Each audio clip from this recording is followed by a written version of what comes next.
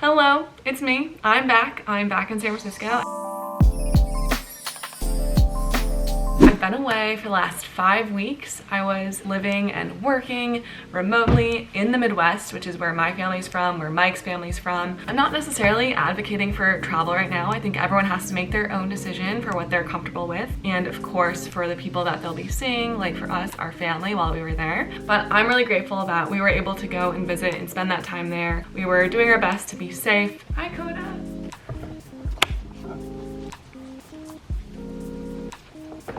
I wanted to talk about a couple of things. First of all, I got a new iPad. If you follow me on Instagram, you'll have gotten a little bit of a preview around this. I got an iPad because I wanted to integrate more handwritten content into my YouTube videos, into Instagram, into like all of the things that I'm making. But then I also discovered that I love using it to take notes. And I got this stylus, and so if you have an iPad, I highly recommend getting the GoDox app. It costs a little bit of money up front, one-time cost, but I love using it to take notes. And I took some notes here, which brings me to my very first and most important point, which is I need to go make a matcha. It's time. What happened this morning? I had a 6 a.m. call scheduled, which got canceled after I was all up and ready. Canceled at 4:30 in the morning, which is my fault. I didn't wake up at 4:30 check. Even Coda wasn't awake. I was the only one in the household awake. It's okay. This is work from home at its finest. I haven't made a matcha at home in so long.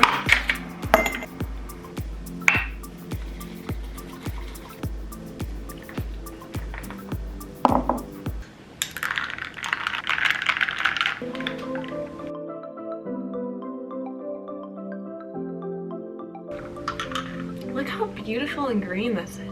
Love it. Okay, so I thought it'd be fun and maybe hopefully potentially interesting to share a little bit of what I was focusing on at the end of the year. The end of the year is a really interesting time, and it's because it's like a milestone, like let's wrap stuff up. And so I really tried my best to do that. I wanted to also just prep for 2021. A lot of the work that I do in design operations is larger initiatives. Just as an example, a large body of work that I do is in organizing events and experiences for the design community. So I created a whole schedule of what this vision could look like, and I put it together and I've aligned it with budget, which I oversee. I also oversee a budget. Something I can speak very broadly about that I'm really excited about is that I will be overseeing the Zendesk creative team's intern program. I can't really say specifics like we're hiring for this amount of interns or this type of interns, but we are hiring for interns. What does it mean to like develop an intern program? That's something that I've been working on. It involves defining what the intern program is, defines what a successful experience is. It puts programs in place to make sure that the manager, the mentor, and the intern all have a good experience working together. But there's a lot of thinking and intentionality that's going into this program, and I'm really excited to be able to be the person who's developing it. More on that hopefully later. If you have any questions at all about internships or like an intern program, what it's like developing one, anything about the Zendesk creative team, feel free to leave them in the comments below. So anyway, I'm gonna start getting to work, and I thought, let me check my iPad. I will be doing COVID testing because I want to make sure that since I was traveling and I was on an airplane and all that, I want to make sure that I'm not sick. At the very end of the day, I thought I would share with you my 2021 goals. I love setting goals, and I think it's really important to, again, spend some time at the end of the year to reflect. What did you learn? What did you accomplish last year? What do you want to accomplish this coming year? To make sure that you go into the next year intentional and can prepare to accomplish everything that you want and more. So I'm going to share my goals, but it's really important. I get to work now. I gotta finish my matcha, but I'll pop in again if anything comes up and we'll chat about it because I'm vlogging today, and this is what you do when you vlog.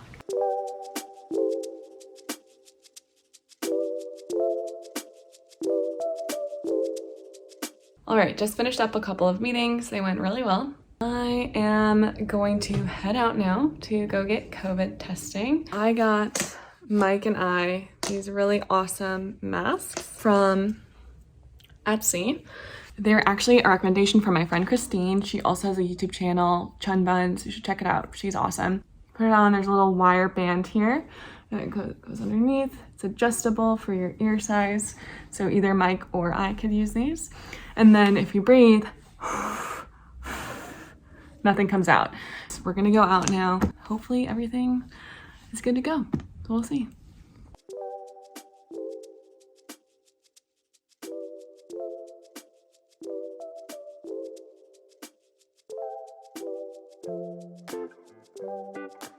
Okay, we're back, and that walk made me really hungry, so I think I'm gonna make us some avocado toast.